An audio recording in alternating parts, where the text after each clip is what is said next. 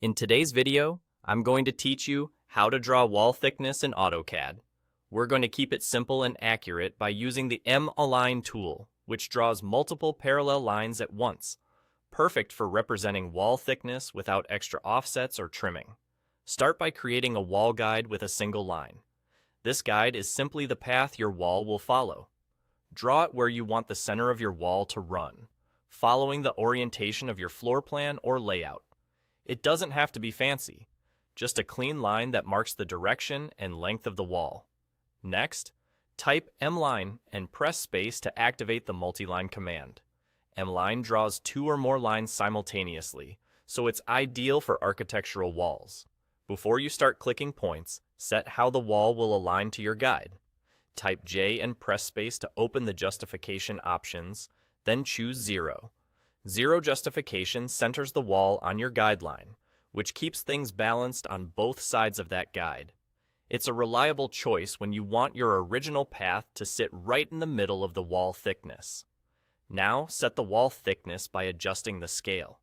Type scale and press space, then enter your preferred thickness. This value controls the distance between the outer lines of the wall, so use a number that matches your project units and standards, whether that's a metric thickness like 200 millimeters or an imperial value like 8 inches.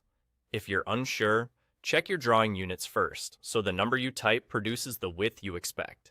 With justification and scale set, start drawing your wall by tracing the wall orientation. Click to begin at one end of your guide, follow along its direction, and keep placing points to define corners and turns. Let the guide steer your path so the wall stays aligned. Take your time at intersections and corners so each segment connects cleanly. As you work, the M-Line tool automatically builds both sides of the wall in one pass, saving time and reducing errors. When you return to where you started, close the shape so your wall forms a complete loop. Closing the path helps ensure the geometry is neat and consistent. After the shape is closed, you can safely delete the original single-line guide. Your wall thickness remains in place, accurately centered and ready for doors, windows, or dimensions. And that's it. You've drawn wall thickness in AutoCAD using M-Line, with the justification centered and the scale set to your exact needs.